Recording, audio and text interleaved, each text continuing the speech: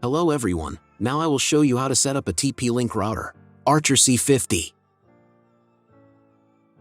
And before we start, I want to say that if my video will help you, please support my work.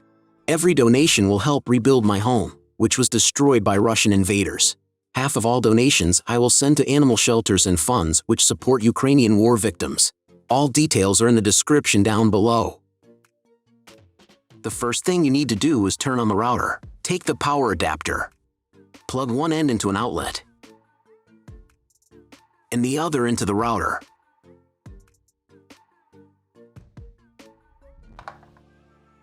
On some models, you need to press the power button.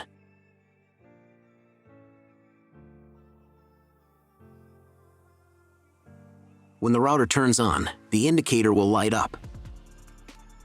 Then connect the cable from your broadband provider to a special port. This port is usually signed as WAN or Internet, and usually it has a different color. Each cable should be inserted until it clicks. Next, insert one end of the Ethernet cable that comes with the router into one of the LAN ports.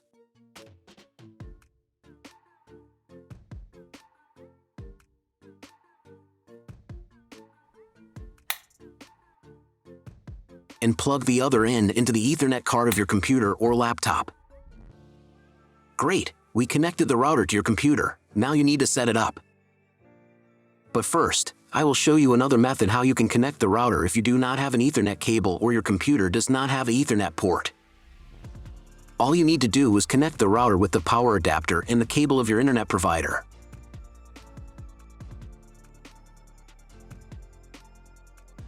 When you do this, your router will immediately distribute Wi-Fi, but the internet will not be available. If the router is new and has never been configured, the Wi-Fi network will be with the name of your router. The router name and Wi-Fi password are printed on the sticker that is located on the router. These credentials are different for each router. Connect to it. Great, you have connected to the router. Now let's proceed to its configuration. First, open your browser and go to the URL that you see on the screen. Use the address bar, not the search bar. If they don't open, it means that the router has already been configured and you need to reset your router to factory settings. Press the special reset button on the router for 5 to 10 seconds. The indicators on the router will blink. Usually this button is inside the router case to prevent it from being accidentally pressed. In this case, press it with a thin object. The router will reboot and the settings will be reset to factory defaults. Then you can try to enter the router settings panel again. If your router settings panel looks not like mine, it means that your router has a different version of firmware. I recorded a video for each type of firmware. All links are in the description down below. So, at the beginning you will see the form with username and password. Usually it is admin and admin. If these credentials are wrong, then find a special sticker on your router. The credentials are often printed on the bottom of the device.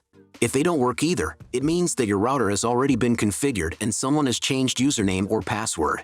If you can't find out the login credentials, just reset the router to factory settings. And then log into the router's personal cabinet using the standard credentials. First of all, run the quick setup to manually configure your internet connection and wireless settings. I should also warn you that depending on the firmware version, you may not have some setup steps or they will be in the wrong order. Trust me, you got this. Just watch the video and follow instructions. To continue, please click Next button. On this page, select a working mod. You must select a router. Press Next. On the next page, select the type of internet connection. Usually it is specified in the contract with your broadband provider. If you don't have auto detect feature, then just select dynamic IP and click Next. If you don't know what type of connection you have, try to select auto detect and click Next. If it's failed, click back. Then select dynamic IP and click Next. If auto detect in your case worked correctly, then proceed to the next step. Depending on what type of connection you have chosen in the previous step, this page may differ from mine. If you have selected Dynamic IP, then choose one of the options on this page.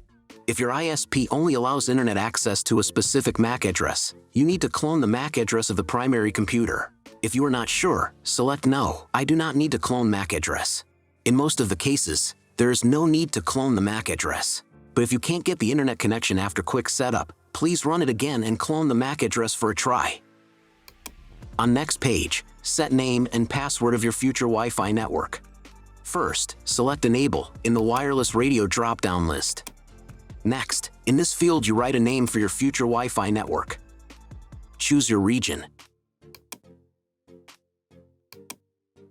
Next, set password.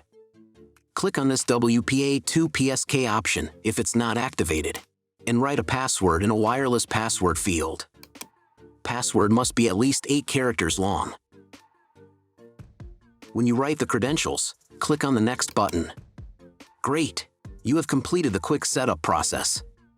Click Finish, and after a couple of minutes check internet connection. Just Google something. If there is no internet, then try to reboot your router. To restart it, go to the System Tools menu.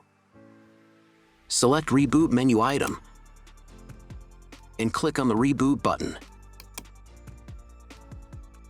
After rebooting, wait a couple more minutes. Maybe the settings are applied and the internet will appear. If the internet still does not appear, check again whether you have connected all the cables correctly.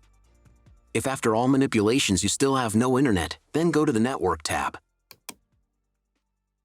Then select MAC clone. And then clone MAC address. After that, save the settings.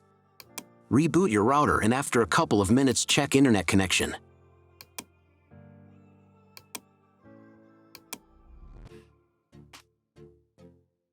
If internet still doesn't appear, contact your internet service provider. He will tell you what type of connection you have and what other settings you need to do.